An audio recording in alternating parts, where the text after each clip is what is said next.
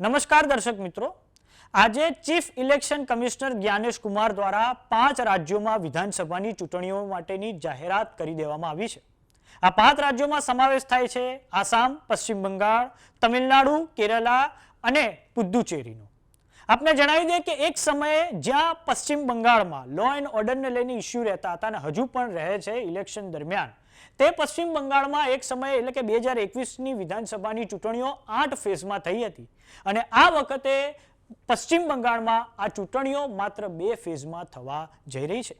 તો આજે આપણે આ વિડીયોમાં નજર કરીશું કે કઈ રીતે આ 5 રાજ્યોમાં આગામી સમયમાં મતદાન યોજાવા જઈ રહ્યું છે।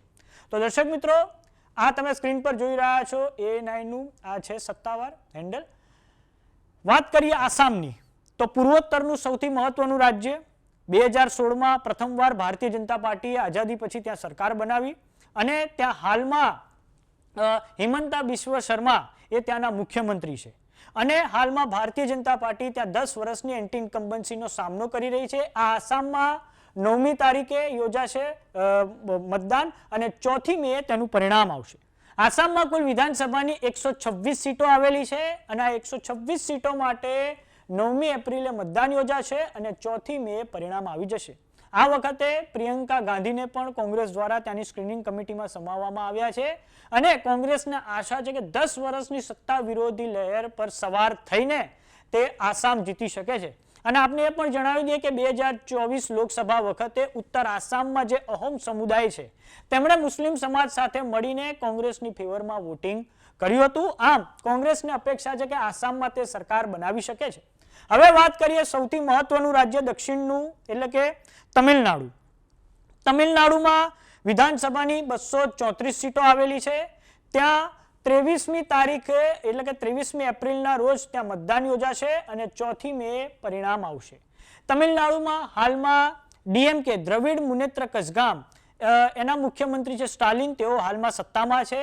2024 લોકસભાની ચૂંટણીઓમાં કોંગ્રેસ ડીએમકે સાથે ગઠબંધનમાં લડી હતી અને આપને જણાવી દઈએ કે ભારતીય જનતા પાર્ટી ત્યાં ખૂબ મોટા પાયે પગ પસારો કરવાનો પ્રયાસ કરી રહી છે અને ભારતીય જનતા પાર્ટી ત્યાં મજબૂત રીતે પોતાનું સંગઠનનો પ્રચાર પ્રસાર વિસ્તાર કરવામાં લાગેલી છે। આ અગાઉ બીજેપીના પ્રદેશ પ્રમુખ જે કે અન્નામલે જેવો આઈપીએસ અધિકારી હતા, તેમના નેતૃત્વમાં તેઓ 2021ની ચૂંટણીઓમાં ઉતર્યા હતા અને સંભાવના એ છે કે આ વખતે ભારતીય જનતા પાર્ટી ખૂબ એનો જબરજસ્ત એની તમામ તાકાતો ઝોંકી દેશે તમિલનાડુ માટે અને જોવાનું એ રહે છે કે શું ભારતીય જનતા પાર્ટી તમિલનાડુમાં પોતાની સીટો વધારી શકે છે કે કેમ। અને ત્રીજું એક ફેક્ટર છે ત્યાંના જે સુપરસ્ટાર વિજય, તેમણે પોતાની પાર્ટી બનાવી છે અને તેઓ સતત જે સત્તાધારી પક્ષ ડીકે છે તેની પર તેઓ સતત પ્રહારો કરતા રહે છે। એટલે જોવાનું એ રહે છે કે એઆઈએડીએમકે ડીએમકે જોડે આપણે વિજયની આ પાર્ટી તો ત્રિકોણીય જંગમાં કોને ફાયદો થશે, કાં તો પછી સત્તા વિરોધી મત વેચાઈ જશે, કાં તો પછી વિજય ખરેખર સ્ટાલિનને પહોંચાડી શકશે કે કેમ, એ જોવાનું રહેશે। હવે વાત કરીએ વેસ્ટ બેંગોલની। પશ્ચિમ બંગાળ કે જે ખૂબ મહત્વનું રાજ્ય છે પૂર્વનું, 23મી એપ્રિલે ફર્સ્ટ ફેઝ માટે ત્યાં ઇલેક્શન યોજાશે અને 29મી એપ્રિલે સેકન્ડ ફેઝ માટે ત્યાં ઇલેક્શન યોજાશે। પશ્ચિમ બંગાળમાં વિધાનસભાની 294 સીટો આવેલી છે। મમતા બેનર્જીની જે પાર્ટી છે તૃણમૂલ કોંગ્રેસ, તે 2011થી ત્યાં સત્તા પર છે અને આપણે એ પણ જણાવી દઈએ કે ભારતીય જનતા પાર્ટીએ 2021ની વિધાનસભાની ચૂંટણીઓમાં ત્યાં અપોઝિશનમાં રહેલા સીપીએમ અને જે કોંગ્રેસ છે તેમનો તમામ જનાધાર પોતે લઈ લીધો હતો અને ભારતીય જનતા પાર્ટી ત્યાં મુખ્ય વિપક્ષી પાર્ટી બનીને ઉભરી હતી। તો હવે એ જોવાનું રહે છે કે ભારતીય જનતા પાર્ટી એ કેટલી ચેલેન્જ મમતા બેનર્જીને આપી શકે છે, કેમ કે મમતા બેનર્જી ત્યાં સતત ઉપરાષ્ટ્રવાદી મુદ્દાઓ ઉઠાવતા રહે છે, બંગાળી અસ્મિતાના મુદ્દાઓ ઉઠાવતા રહે છે અને હાલમાં જે સર થયું સ્પેશિયલ ઇન્ટેન્સિવ રિવિઝન અને જેમાં ભારતીય જનતા પાર્ટીએ જે ઘૂસણખોરોનો નરેટિવ સેટ કર્યો અને તે પછી પણ બંગાળી અસ્મિતાનો મુદ્દો મમતા બેનર્જી દ્વારા ઉપાડવામાં આવ્યો હતો।